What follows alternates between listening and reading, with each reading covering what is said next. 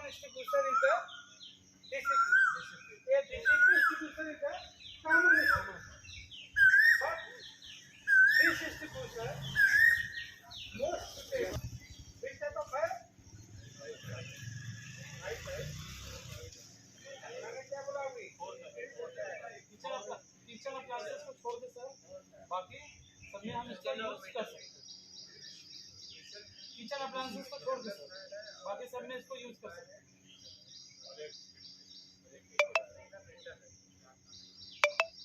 ये जो हमारा जो DCP dry chemical powder extinguisher है, इस पे ABC लिखा नहीं है, ठीक है। ये एक्सटिंग्विशर ऐसा है कि इसको कॉमनली हम class A fire, class B fire, class C fire, ठीक है, इसके ऊपर और क्लास D फायर इसको ऊपर यूज कर सकते हैं, बट क्लास A फायर में यूज नहीं करना। क्यों? रीजन का एक पाउडर है, आपका जो खाने का जो मटेरियल है पूरा खराब हो जाएगा।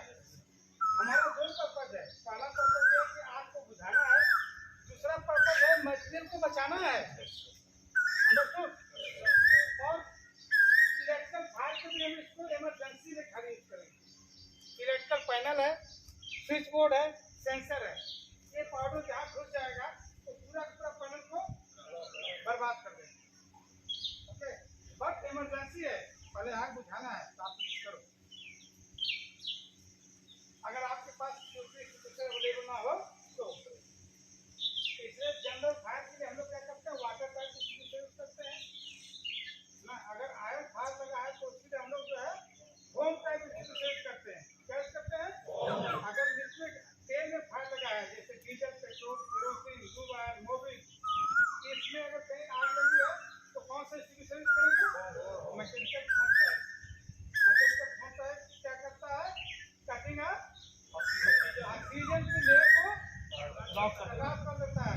मीडिया इसका जो कटिंग ऑफ ऑक्सीजन होता है, उस मीडिया को क्या कहते हैं? जोर से बोलो जरा। स्मूथनिंग। स्मूथनिंग का मतलब होता है कि cutting of the oxygen layer. ठीक है, हमने उसको आपको एक सिंपल भाषा में बताया था कि जब आप कपड़े को धोने के लिए वॉशिंग पाउडर झाग बनाते हैं तो क्या करता है? उठता है, जहाँ जहाँ जाकर कभी कभी बाहर गिरता है, देखा गोलाकार में आकर के बैठ जाता है। ऐसे 4-5 सेकंड तक रुकता है ना। जब जहाँ तक बैठ जाएगा वहाँ की ऑक्सीजन लेयर को, अब ये हमारा जो मैकेनिकल फोम सॉल्यूशन है ये बहुत ही हैवी है, ये जल्दी छूटेगा नहीं। आपका वॉशिंग पाउडर झाग तो फूट जाएगा, लेकिन ये झाग जो है जहाँ पड़ जाएगा वहाँ पे ऑक्सीजन लेयर को 100%। जब ऑक्सीजन खत्म तो फायर ट्रायंगल हमने क्या बताया था? किसी भी एक चीज को खत्म करना है, ऑक्सीजन है, हीट एंड फ्यूल में से क्या खत्म करोगे? सबसे इजी में सकते हैं, सबसे आसान तरीका क्या निकाल सकते हो? सबसे आसान तरीका है हीट, गर्मी। सही करोगे नहीं? गर्मी है, पानी मारो, ठंडा हो जाएगा तो आग नहीं लगेगी। ऑक्सीजन आप तभी निकाल सकते हो जब आप उसके दरवाजे को, खिड़की को प्रॉपर पूरी तरीके से बंद कर दोगे। लेकिन ये जो है इंडस्ट्रियल एरिया और ऑर्गेनाइजेशन में मुमकिन नहीं है, पॉसिबल नहीं है। ये खाली मशीन में जो इंडियन नेवी के जहाज में हो सकता है, क्योंकि सबमरीन में हो सकता है। वहाँ पर क्या होता है कि जो दरवाजे होते हैं, विंडो होते हैं, वो एयर टाइट होते हैं और वाटर टाइट। तो दरवाजा क्या होता है? वाटर टाइट और एयर टाइट होता है। इसलिए वहाँ पे हमारा जो पॉसिबल है कि हम ऑक्सीजन को कटा सकते हैं। 0.8% ऑक्सीजन, अगर 1% से कम ऑक्सीजन होता है तो फायर लगने का चांस नहीं होता है। ठीक है, 21% ऑफ वॉल्यूम अगर प्रेजेंट है तब जाकर के फायर लगता है। बेसिक आइडिया है कि नहीं है? हमारा मेन काम है आपको जो है ट्रेनिंग के दौरान इतना तो एबिलिटी होनी चाहिए कि हमको ये पता करो किस तरह के फायर हम क्या यूज करते हैं। तो लिक्विड फायर के लिए स्पेशल जो है मैकेनिकल फोम का यूज करते हैं। ठीक है, फिर नेक्स्ट है हमारा इलेक्ट्रिकल फायर। अगर इलेक्ट्रिकल फायर में आग लगी है तो हमने क्या बताया था आपको? एक GOCM बताया था मैंने, कुछ GOCM करके समझाया था कि दुनिया में सबसे ज्यादा आग किस कैटेगरी की है? जनरल, जो कि आप 80% अपनी लाइफ में देखेंगे कहीं जो है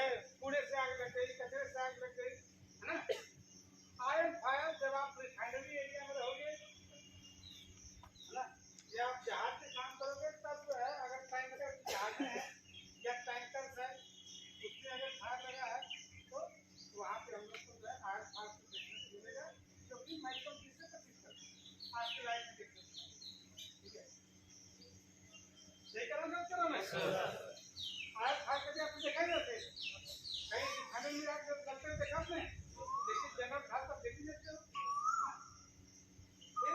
नेक्स्ट है इलेक्ट्रिक फायर आपको बताना इलेक्ट्रिक फायर वाली चीज है वेरी कंफ्यूजन फायर कंफ्यूज करता है initial source of the fire is electrical fire when you have cut off the electrical supply that was converted to the generator alright क्योंकि आग तो जली नहीं ना लेकिन इलेक्ट्रिक सप्लाई तो बंद हो गई लेकिन आग तो कंटिन्यू चल रही है क्योंकि वहाँ पे कपड़ा पड़ा है टेबल पड़ा है चेयर है कुर्सी है ना लकड़ी है फिर नेक्स्ट है मैकेनिक फायर में बताया था आपको जब आप इंडस्ट्रियल एरिया में काम करोगे जहाँ पे पूरा लोहे का सब कुछ बना है दीवार में जो है का है लोहे के पाइप कनेक्ट है ना तो वहाँ पे मैकेनिक फायर आपको देखने को मिलेगा ये भी आपको 20 से 25% लाइन मिलेगा अगर आप इंडस्ट्रियल एरिया में काम करोगे तो राइट नेक्स्ट हमारा किचन फायर आग तो जो है हमारे जो किचन में जहाँ पे होटल होते हैं बड़े बड़े जहाँ पे 200 2000 500 300 आदमी खाना बनता है ऐसी जगहों पे हो गया बेटा डाल दिया सिस्टम में फिर तो कुछ नहीं आता भाई सर वो डायरेक्ट यूएसबी कनेक्ट करके डायरेक्ट खोलने से नहीं आता फाइल ब्राउजर में जाके खोलने का तो ये हमारा ये फायर थ्योरी है ये हमको एक जनरल आइडिया खाली से बता रहा हूँ आज की स्थिति में इतने पढ़ाने के लिए आपको दिया है ये आइडिया सिक्योरिटी जो के आपको जो है ये नहीं कि आप ड्यूटी में 24 घंटा आगे लगेगी आग तो हमेशा लगेगी नहीं कौन सी मतलब साल में 2 साल में कभी किसी महीने में ऐसा कुछ रीजन हो गया तो आग लगे लेकिन आपको जनरल आइडिया तो रहेगा कि फायर केस में क्या करना है हमको सबसे पहले पूरे हमारे जितने स्टाफ हैं उनको सेफली असेंबली पॉइंट पे ले जाना है एक काउंटिंग करना है आप अकेले तो हो नहीं और भी सिक्योरिटी गार्ड हैं बाकी लोग भी आग बुझाने वाले हैं सब लोग पूरा सिस्टम है ठीक है ईआरपी इमरजेंसी रिस्पांस टीम होती है जो सिक्योरिटी ऑफिसर सिक्योरिटी सुपरवाइजर हमेशा जो एक टीम को स्टैंड बाई रखता है जहाँ पे 50-60 सिक्योरिटी गार्ड की अगर ड्यूटी लगी है तो वहाँ पे ईआरपी भी होती है ईआरपी का मतलब होता है इमरजेंसी रिस्पांस टीम मतलब कहीं फायर लग गया किसी का एक्सीडेंट हो गया कहीं भगदड़ मच गई तो आप अकेले तो कंट्रोल करोगे नहीं ईआरपी आएगी आपकी हेल्प करेगी आप एक साथ मिलकर काम करोगे हमने क्या बताया टीम वर्क विदाउट टीम इस लाइफ में इस दुनिया में कोई काम नहीं हो सकता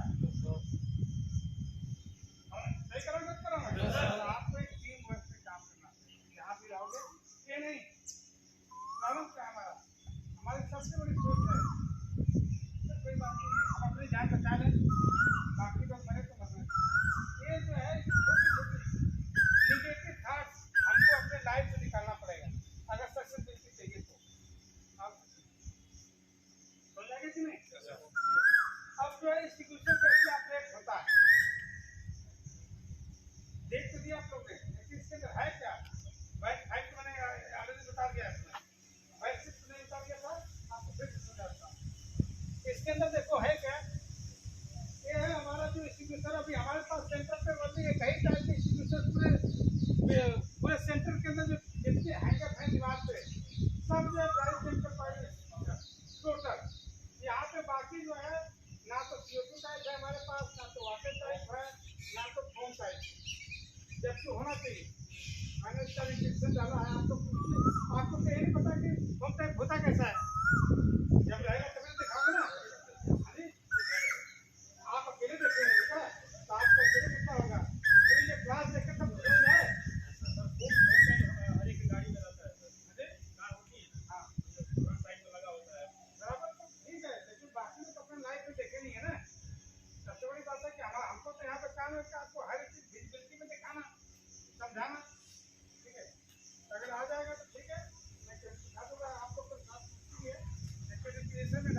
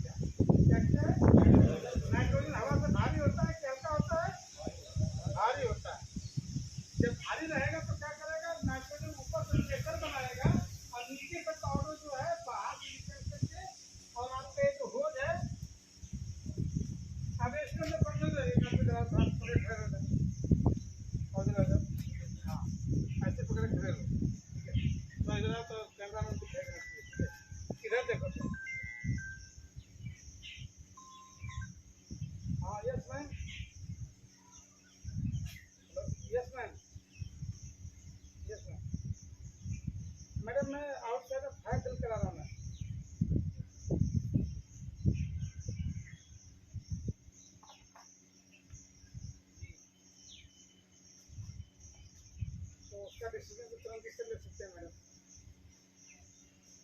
एक बार कंफर्म कर लीजिए मैडम।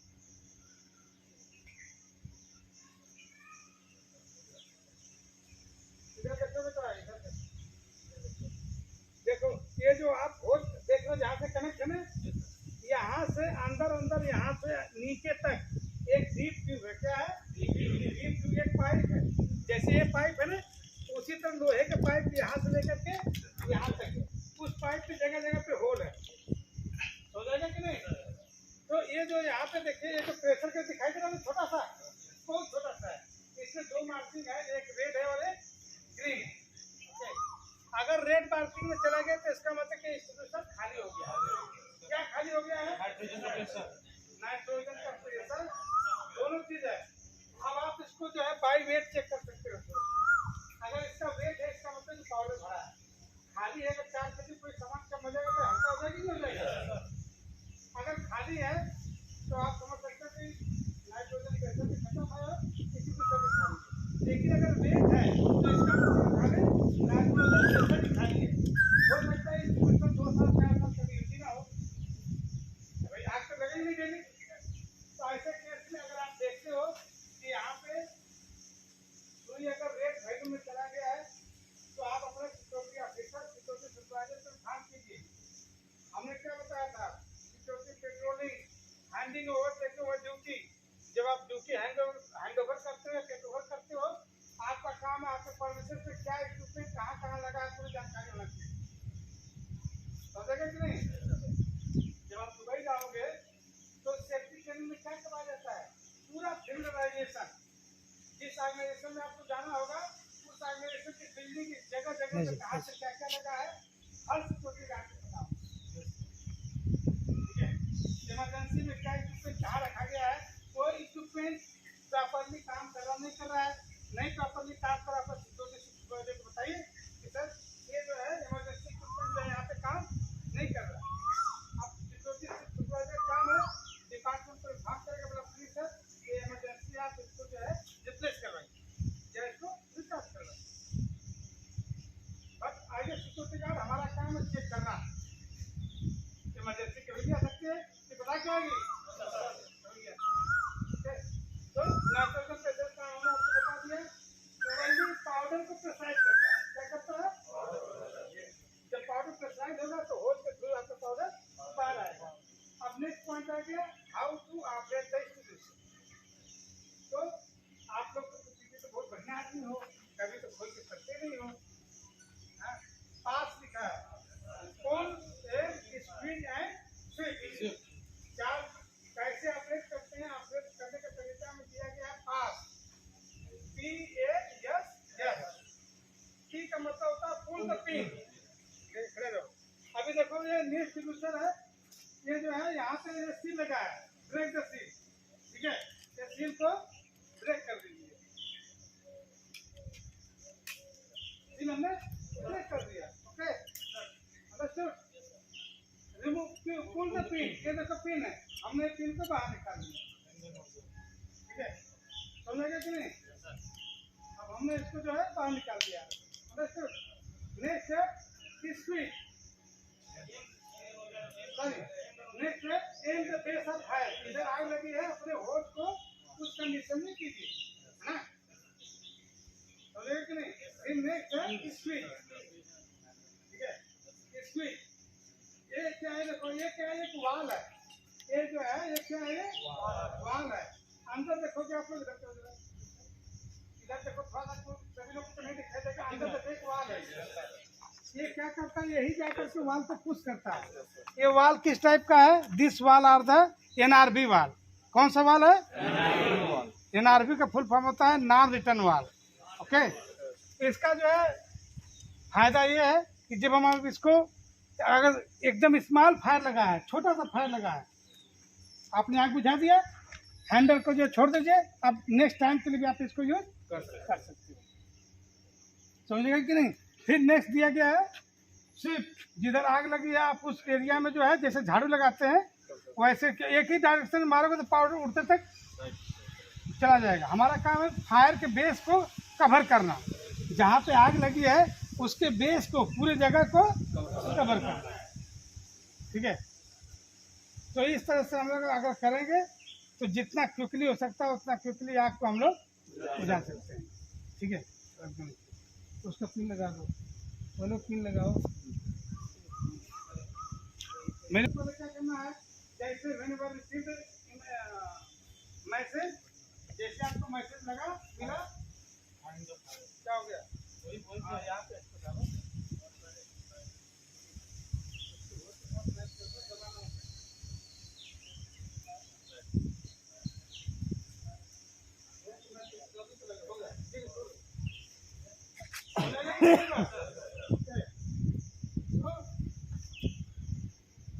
आपका मैसेज मिलते क्या करोगे?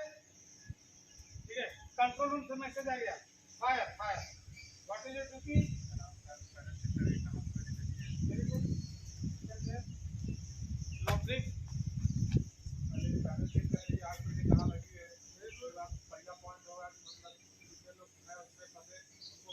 बाहर निकाला जाए, पॉसिबल हो सके तो आग को बुझाया जाए। अगर टोपी आ जाए तो हम फायर प्रयोग कर सकते हैं। Very good. अगर मेजर फायर है तो वेरी गुड। अब मेजर फायर को उठा, हाँ उठा ले, हाँ वेरी गुड। बस बस ये वाला ये उठा ले, हाँ लेके आए। अगर मेजर फायर है, बड़ी आग लगी है, तो एक छोटे से बुझेगी नहीं ना, तो हम लोग फिर क्या करते हैं, we are using the fire hose. इसको पकड़ कर रख, ठीक है, इसको क्या बोलते हैं हम लोग, फायर होज। ये हमारा fire hose, this is the international standard. ये अपनी मर्जी से नहीं बनाया गया है। As per the length, width and size of the organisation and the premises, we are providing the fire hoses as per the fire plan, fire hydrant. Okay, ये hose का जो है स्पेशल साइज है 10, 15, 30, या तो 10 मीटर, या तो 15 metre, या तो 30 मीटर। ये 3 लेंथ में ये फायर हो जाता है। ओके, ये जो इन है जिसमें देखो दोनों कपलिंग लगा है, इसको बोला जाता है फीमेल कपलिंग। क्या बोला जाता है? ठीक है, फीमेल कपलिंग की पहचान है कि उसमें क्या लगा रहेगा, क्या बोलते हैं इसको, लीवर। ठीक है, अंदर देखोगे जब हम इसको खींच रहे हैं तो ये अंदर चला जा रहा है, ये ऑटोमेटिकली उसको उठाओ। आप देखो उसको उठाओ, ये देखो, ये इस वाले पोजीशन को बोला जाता है मेल कपलिंग। ठीक है, डालो, छोड़ दो। अब ये क्या हो गया, लॉक हो गया।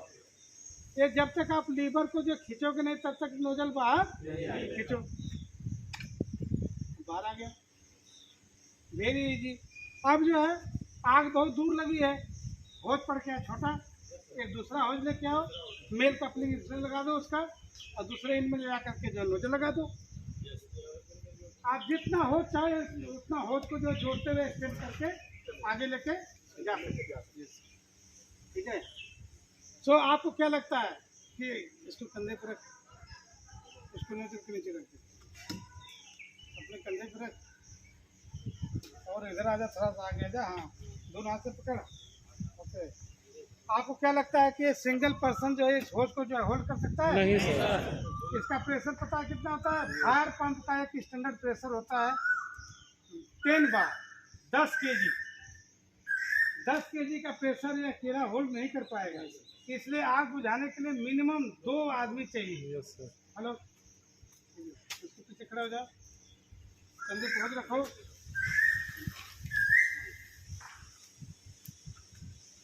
और आगे आओ थोड़ा, बस, और थोड़ा सा आगे आ जाओ, बस।